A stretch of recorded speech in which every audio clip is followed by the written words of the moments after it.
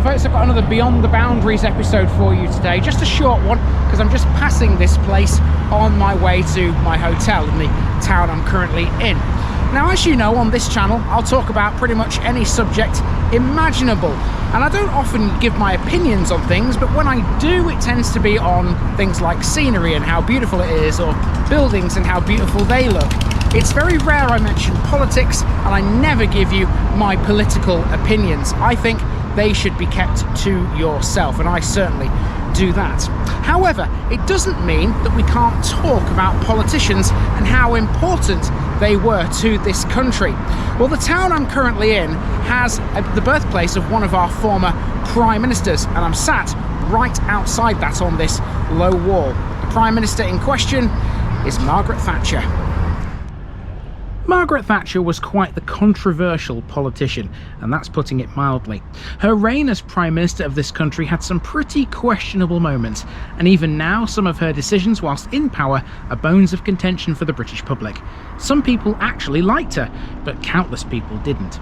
Nicknamed the Iron Lady, this statue of Baroness Thatcher herself can be found in the centre of Grantham on St Peter's Hill Green, close to the Grantham Museum.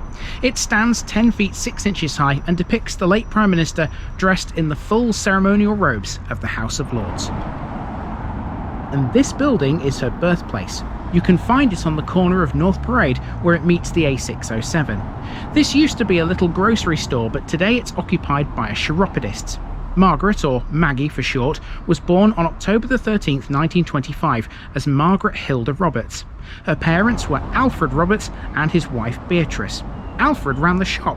He purchased it in 1919, and all three of them lived in the flat above it. As a shop, it was immaculate. Indeed, in Charles Moore's biography of Margaret Thatcher, he states that the shop had something of a good reputation locally. It had a mahogany counter, which was always beautifully polished. There was a local advertising campaign in Grantham in 1925, the slogan of which went along the lines of, "If you get it from Roberts's, you get the best." Those who remember the shop said that that boast was indeed justified. Although North Parade is beyond the end of Grantham's High Street, well-off families from the centre of town would often make the extra journey to this place for the extra quality it provided. The shop meant a lot of hard work for the family, and young Margaret wasn't afraid to dig in. Alfred eventually added numbers 2, 3 and 4 to his collection of properties on North Parade. Despite the family's business reputation and her father's political involvement, many note that Margaret's upbringing was a modest one. Alfred's career and activities held great importance for her, something which still affected her after entering Downing Street. Grantham was very important in the life and mental makeup of the woman who would become an international celebrity. Now, when it comes to British Prime Ministers, we've definitely had a few who have divided opinion, and Margaret Thatcher was definitely one of them. During her premiership, Thatcher had the second lowest average approval rating of any post-war Prime Minister. Polls consistently showed her to be less popular than her party.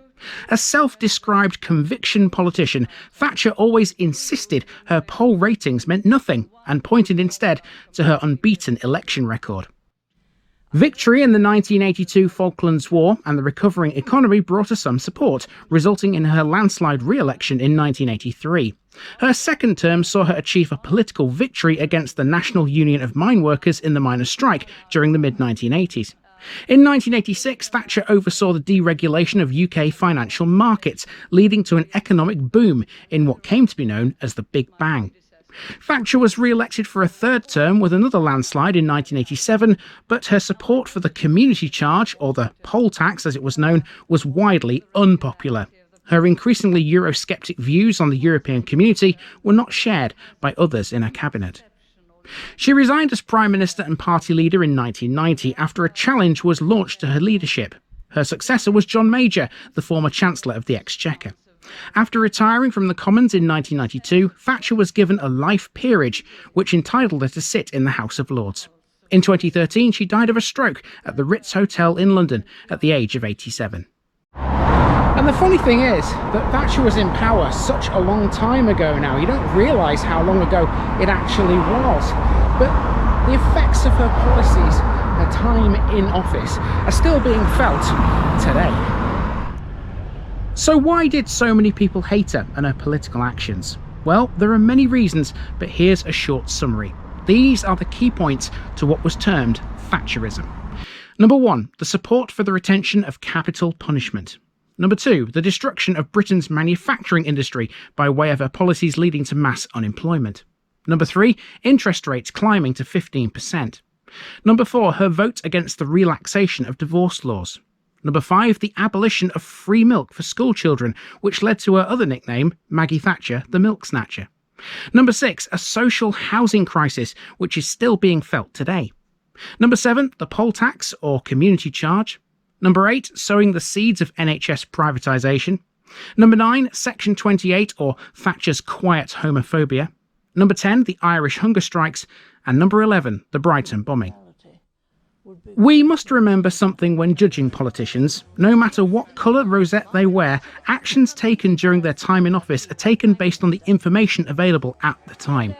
Judging their decisions is then, for the most part, subjective and depends on whether you lost or gained as a result. That's the real reason why Thatcher is divisive. Some people lost and some people gained in all cases. There was no middle ground. There was almost no sense of degree. Her utter determination of will and her imposition of her ideals on the British socio-economic fabric has been total, and people were burned. For many, the damage runs so deep that the wounds will never heal. Thatcher's story is one of ideologies, and seldom in such tales are enemies reconciled. Even now in 2025, if you live in an area, in a constituency that's very much a Labour stronghold or left-leaning, chances are you're going to find a lot of people there who very much disliked Maggie Thatcher. I currently live in one of those areas, and to be honest with you, I think it's about time people sort of buried the hatchet with her now. But honestly, if you've got that kind of legacy, I suppose it just lives on through history, doesn't it? Love her or hate her, the fact is that Thatcher was a massive part of the UK's political history and was the UK's first female Prime Minister. That's not all. She was the first Prime Minister to have a science degree and was also the longest serving Prime Minister of the 20th century.